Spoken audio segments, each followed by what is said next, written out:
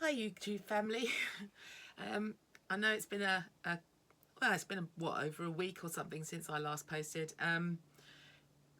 Obviously it's been a very hard time. I would like first of all to say thank you to the people that reached out to me to offer condolences for the loss of my brother. You don't know how much that actually helps. I know a lot of people feel really uncomfortable when they have to deal with the passing of someone for someone else.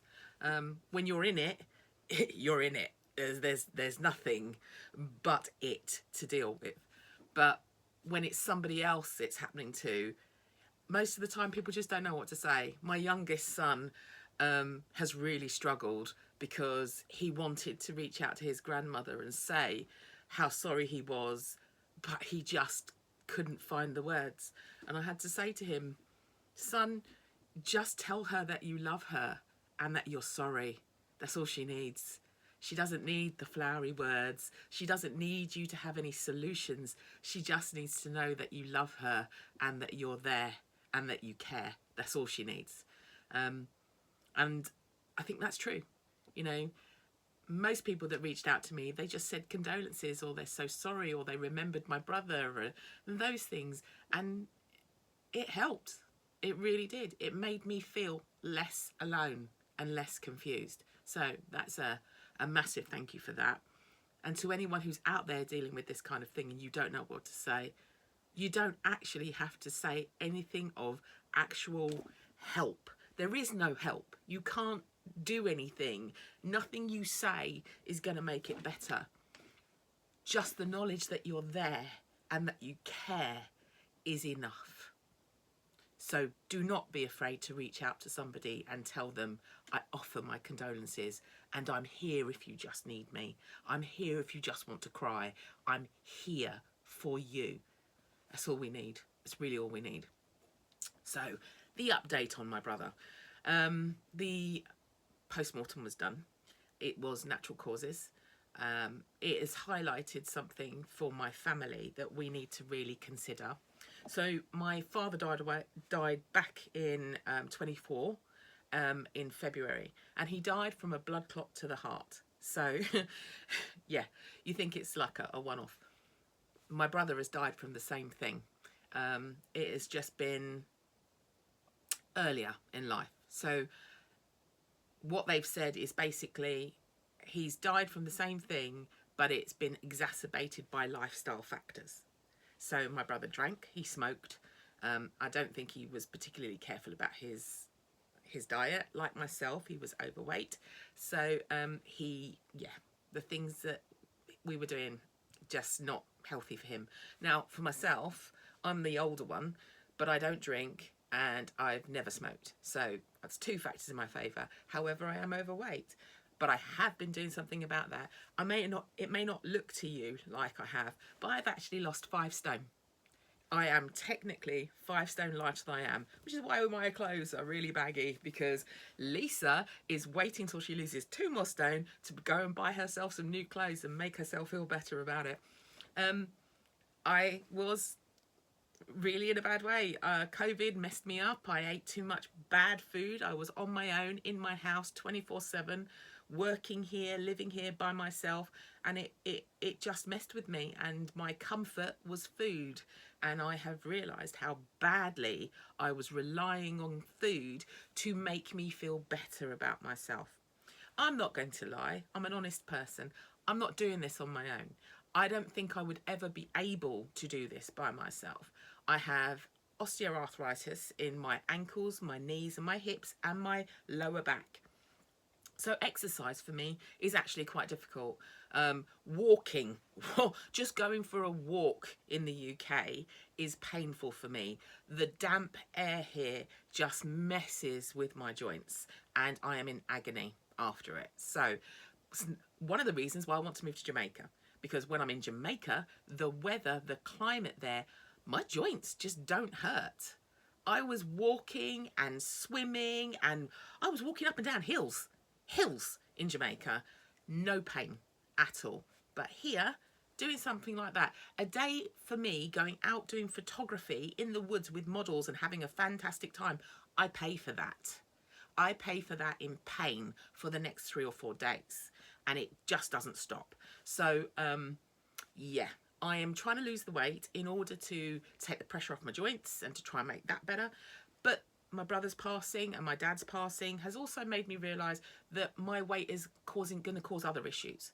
So it seems I already knew that in my family we have a blood clotting issue. I already knew that. I have a condition called Leiden factor 5, which is a blood clotting issue.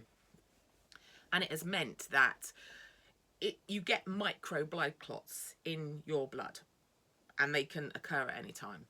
And it's meant for me personally that having children has been very difficult because I kept miscarrying. Couldn't carry girls. If the girl inherited my Leiden factor 5, either she would clot on her side of the placenta or I would clot on my side of the placenta, end of pregnancy. So I have been pregnant 24 times. I have 2 children. That tells you just how bad I am at having babies.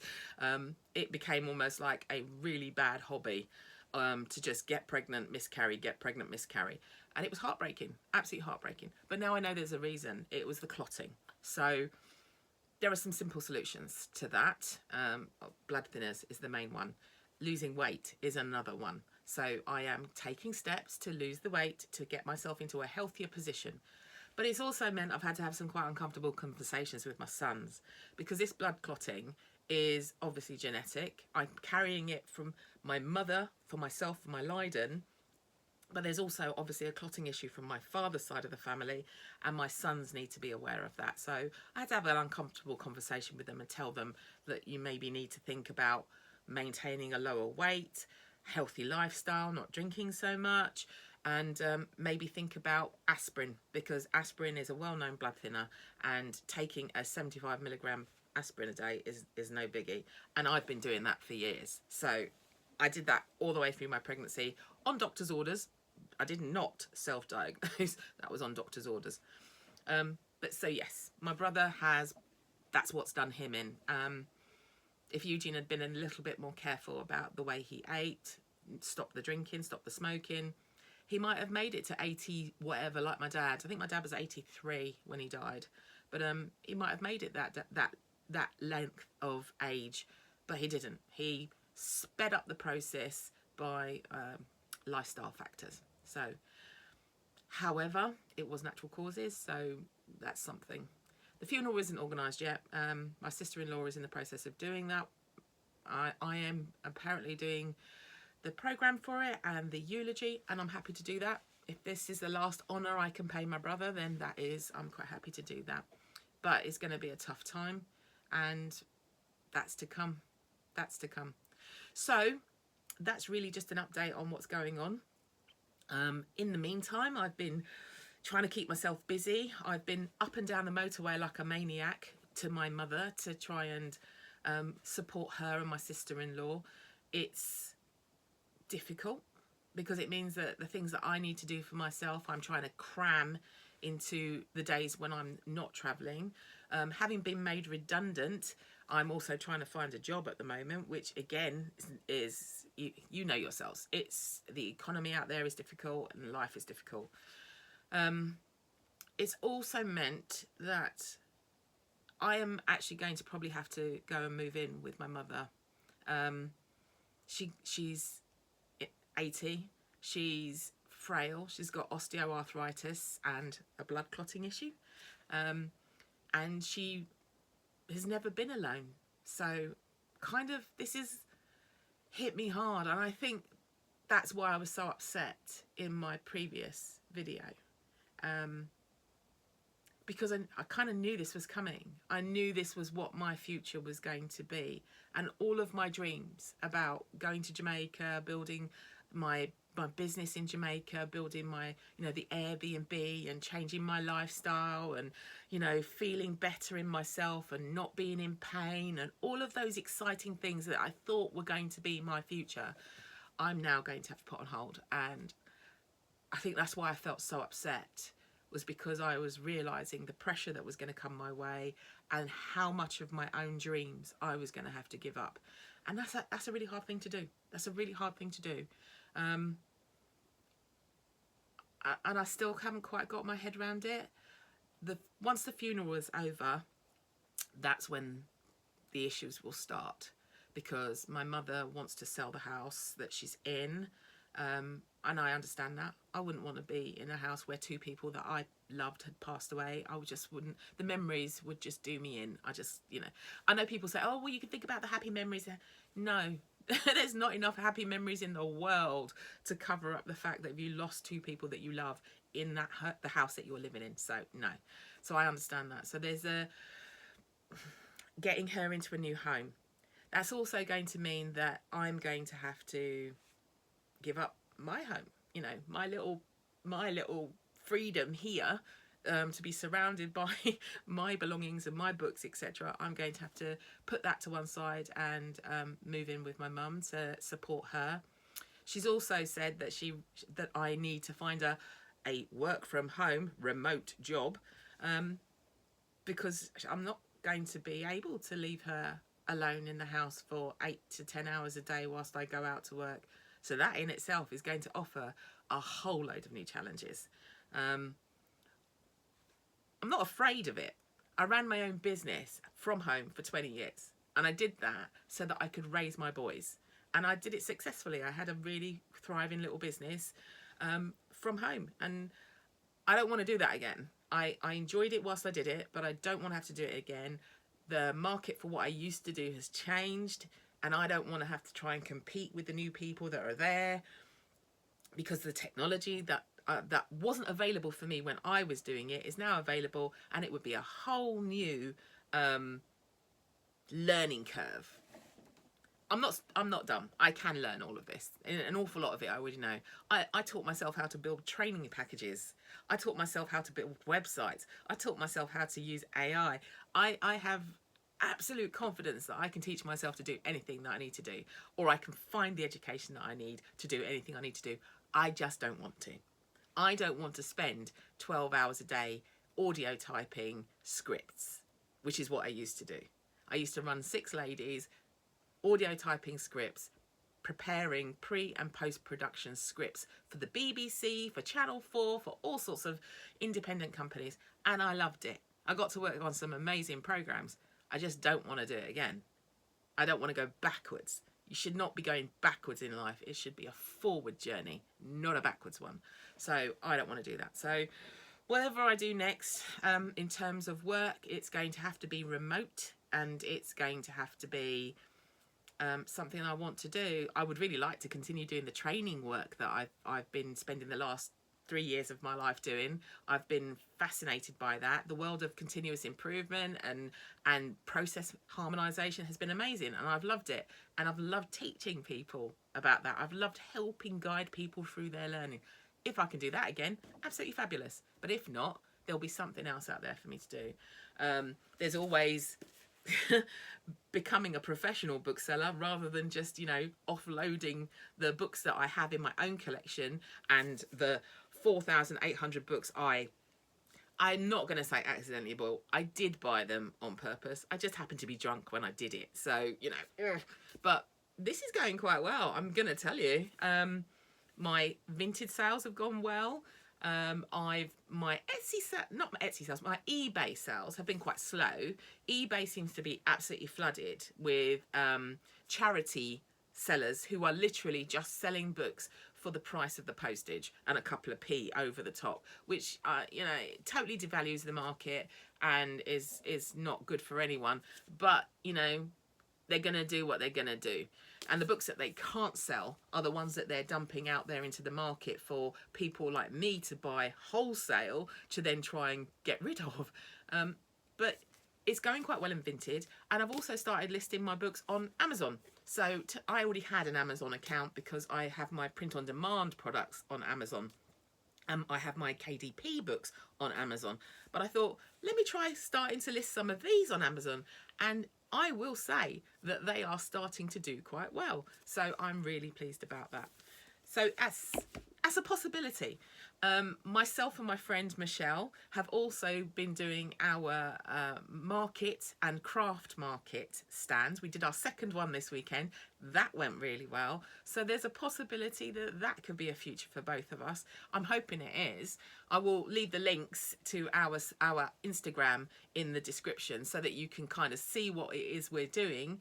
And maybe, you know, drop us a follow on Instagram, give us a bit of support. We both got made redundant and we both decided, let's take a little bit of our redundancy money that we got and put it into this business to see if we can make a success of it and to do something for ourselves. We're both of a certain age, and actually going back into full-time work to get made redundant again, or not be sure about what you're doing, or not sure about your future, is quite nerve-wracking. So maybe this is the time for us to both take a little bit of our redundancy money and create something that's for us, that we can control and that we can be proud of and that we can build.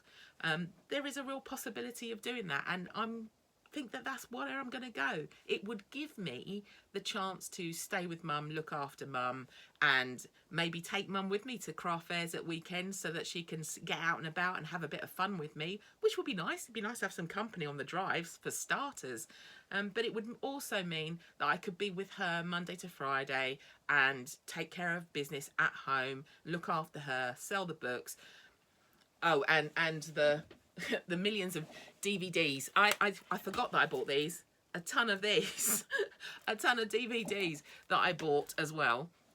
That have arrived that I didn't even remember that I bought. I really must have been drunk. And I don't drink.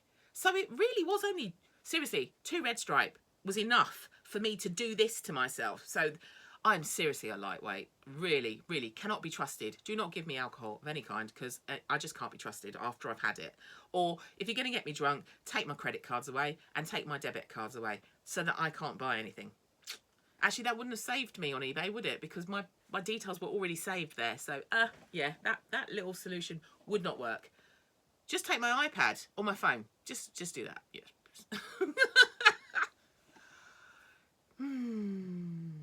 I really am a danger to myself, aren't I?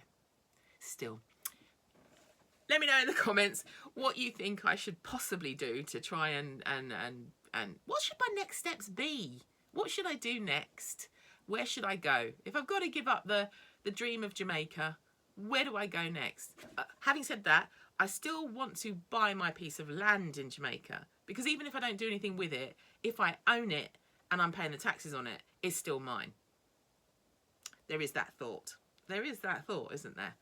It doesn't mean that I can't do it a little bit further down the line. Doesn't mean I can't retire there. I still can. It's just not going to be as soon as I wanted it to be, which is a real shame. It's a real shame.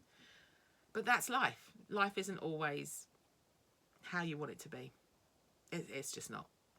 So, next step's funeral. Mum, get her into another home that I can move into. Possibly consider renting my home out. That's another income stream. And then we'll see. We'll just see what happens next. Yeah. If you would like to hear an honest review of what it's like being on Manjaro, which I am, let me know in the comments and I will do a video about that and give you my full and frank rundown of what that experience has been like. I've been on it now since last August, so it's been a considerable time. And it is working. It is actually working. And before anyone says it, it is not cheating, because it is just as much hard work as being on a diet. Believe me, it's just different. It's just different. So if you'd like to know that story, let me know in the comments and I will fill you in. Talk to you soon.